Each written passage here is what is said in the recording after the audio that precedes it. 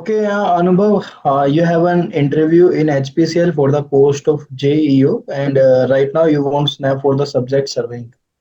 Yes, sir. Okay, so what is geodetic surveying? Sir geodetic surveying वो सर्वे होता है जिसमें हम अर्थ की कर्वेचर को कंसीडर करते हैं। उसको सर जियोडेटिक सर्वे कहते हैं। और कोई पॉइंट इसमें? सर इसमें ये पॉइंट होता है कि अगर इसका ये जो वो है 250 किलोमीटर स्क्वायर से ज़्यादा होता है तो सर हम उसको जियोडेटिक सर्वे में कंसीडर करते हैं। अगर कम होता है तो उसको नहीं करते, उसको प्लेन सर्वे के तौर पे ले लेते हैं। और इसमें सर एक एक सेंटीमीटर, आई डोंट रिमेम्बर वो सर, वो एक वैल्यू होती है 12 mm एंड 18 mm एक्स्ट्रा लेते हैं पॉइंट पे। 12 mm या 12 सेंटीमीटर? सर 1.2 सेंटीमीटर है सर शायद। मुझे कंफर्म नहीं है सर, आई थिंक, बट कोई बात नहीं। जी सर। चेन सर्वे किस प्रिंसिपल पे काम करता है? कौन सा sir? Chain survey. Chain survey sir triangulation पे काम करता है सर। टाई लाइंस का पर्पस बताओ। सर टाई लाइंस का पर्पज होता है सर, दो मेन स्टेशंस के बीच में लाइन प्रोवाइड करते हैं। यहाँ से सर हम ऑफसेट डाल सकते हैं या फिर चेक लाइन प्रोवाइड कर सकते हैं, जिससे हमें किसी भी लाइन की एक्यूरेसी पता कर सकते हैं। नहीं तो टाई लाइंस का पर्पस एक्यूरेसी को लिए होता है क्या? नहीं नहीं सर, एक्यूरेसी के लिए चेक लाइन का होता है सर। टाई लाइन का सर पर्पज दो मेन स्टेशंस को, मतलब दो टाई स्टेशंस को जोड़ने के लिए होता है। क्यों? क्या मतलब क्यों जोड़ते हैं, क्यों बनाते हैं tie lines? Actually sir base line जो कि मेरी सबसे लंबी लाइन होती है, उसके बीच में से हमको स्टेशन प्रोवाइड करने रहते हैं, तो उन स्टेशंस को टाई स्टेशन बोलते हैं। और जब वो दो टाई स्टेशंस को जोड़ने के लिए, मतलब एरिया को हम पार्ट्स में डिवाइड करने के लिए जो यूज होता है, उसको टाई लाइन के थ्रू कर सकते हैं। नहीं, मेरा क्वेश्चन ये है कि टाई लाइंस पिक्चर में क्यों आ रही है, क्यों लेकर आ रहे हो टाई लाइंस को? Sorry sir, I don't remember it. Tie lens का यूज करते हैं अगर हमारा ऑफसेट्स लिमिटिंग लेंथ से ज्यादा दूर, अगर हम मेजरमेंट्स ले रहे हो, कोई ऑफसेट बेस लाइन से दूर है या मेन लाइन से दूर है, तो उस केस में हम टाई लेंस बनाते हैं ऑफसेट्स के मेजरमेंट करने के लिए। Okay sir. क्रॉस स्टाफ सर्वे क्या होता है? क्रॉस स्नैप सर्वे हम्म, सर, इससे हम सर मतलब 45 degree, 90 degree, 135 degree and 180 degree पे वो एंगल रेस के बीच में एंगल प्रोवाइड कर सकते हैं। सर क्रॉस स्टाफ सर्वे लाइक कि अगर हम यहाँ से देखेंगे तो मतलब अंदर उसमें मिरर लगे रहते हैं, और वहां से सर जब देखते हैं क्रॉस, तो हम इन एंगल्स पे अपना वर्क कर सकते हैं, लाइक 45, 90, 135 एंड 180 पे। स्टाफ है ये? सॉरी सर, वॉइस नहीं आई। कौन सा कौन से क्रॉस स्टाफ की तुम बात कर रहे हो? सर मैं एक सही, एक minute. Cross staff sir name नहीं रिमेम्बर आ रहा सर, बट एक लास्ट वाला था पॉइंट, ऑप्टिकल नहीं। अच्छा ये बताओ, हाइपोटेंशियल अलाउंस एंड स्लोप करेक्शन में डिफरेंस क्या होता है? सर फॉर्मूला ऐसे पता है।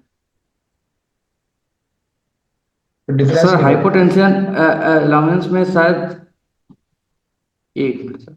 सर जो मतलब लेंथ होती है मेरी, जो कि सर जो स्लोप स्लोप एक तो सर स्लोप जो लाइन होती है उसको तो स्लोप करेक्शन में यूज करते हैं सर, जिसका फॉर्मूला -h² /2l होता है। और जो हाइपोटेंशियल लाइन होती है सर, उसको आई थिंक कि हम लोग जो फॉर्म ट्राइंगल यूज करते हैं, जिसमें बेस और हाइट ले लेते हैं, और वहां से सर जो हम हाइपोटेन निकालते हैं उसमें यूज करते हैं सर। तो डिफरेंस क्या है भाई, मैं बोल रहा हूँ, क्या डिफरेंस क्या सर निकलेगा? डिफरेंस नहीं पता सर। हाइपोटेंशियल अलाउंस जो है करेक्शन होता है पॉजिटिव नेचर का, जो कि एवरी चेन लेंथ पे लगाया जाता है। स्लोप जी सर। करेक्शन एक करेक्शन होगा नेगेटिव नेचर का, जो कि मेजर्ड लेंथ पे लगाया जाता है। जो भी इंक्लाइंड मेजर्ड लेंथ होती है उसके ऊपर लगाया जाता है स्लोप करेक्शन। सर ये मेजर्ड पे, स्लोप वाला मेजर्ड पे लगाते हैं, हाइपो वाला सर चैन लेंथ हाइपो पे। हाइपोटेंशियल लगाते हैं एवरी चेन लेंथ के लिए। चैन, ओके सर। जी रेसिप्रोकल रेंजिंग क्या होती है? सर, रेसिप्रोकल रेंजिंग जहां से सर हम साइटिंग तो हमको पॉसिबल है बट चैनिंग नहीं पॉसिबल होती है, जैसे कि रिवर हो गया सर तो हमको सर दो स्टेशन एक दूसरे के क्रॉस में ले सकते हैं, मतलब हम चैनिंग नहीं पॉसिबल हो सकती उस एरिया में। तो एक स्टेशन इस साइड में लेते हैं रिवर के, दूसरा स्टेशन दूसरी साइड में लेते हैं, तो वहां से सर हम अपना स्टॉप को पहले ए पॉइंट पे रखते हैं, उसके बाद उसे बी पॉइंट पे रखते हैं, तो वो जो प्रोसेस होता है उसे रेसिप्रोकल लेवलिंग कहते हैं। ओके।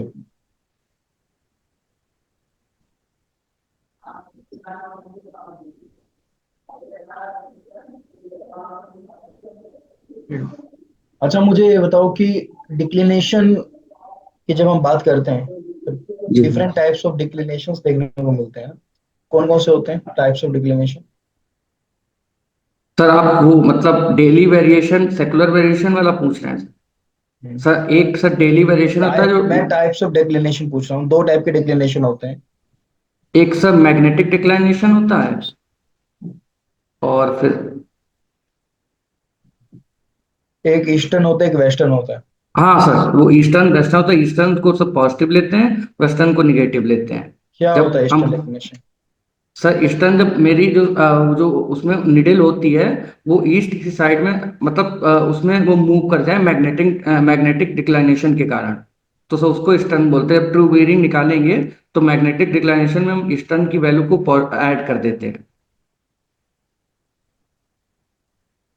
ईस्टर्न डिक्लिनेशन तब बोलते हैं जब हम, पहले तो डिक्लिनेशन डिफाइन कर दो कि मैग्नेटिक मेरिडियन और ट्रू मेरिडियन के बीच का जो एंगल होता है जी। उसको डिक्लिनेशन बोलते हैं। और जब ये मैग्नेटिक नॉर्थ ट्रू नॉर्थ के ईस्ट की तरफ आता है तब उसको ईस्टर्न डिक्लिनेशन बोलेंगे। अगर यही मैग्नेटिक नॉर्थ ट्रू नॉर्थ के वेस्ट की तरफ होगा तो इसको वेस्टर्न डिक्लिनेशन बोलेंगे। Okay sir. ठीक है। अनुभव, मैं आपको फीडबैक दे जी देता हूँ। सर। अभी रिवाइज करने की जरूरत है आपको जी सर। सर्वे को ना। अभी और रिवाइज करो, चीजों को अच्छे से पढ़ लो। ठीक है, दोबारा फिर स्नैप लगाना मेरे साथ सर्वे का। अभी जी पढ़कर सर। आओ, दोबारा से चीजों को अच्छे से तैयार करके आओ। ठीक है। और ओके सर सर। पैनल पे जाके एक बारी वीडियो गो थ्रू कर लेना, ताकि तुम्हें आइडिया लग ठीक जाए कि है। कैसे क्वेश्चंस का आंसर हमें देना होगा। Okay sir.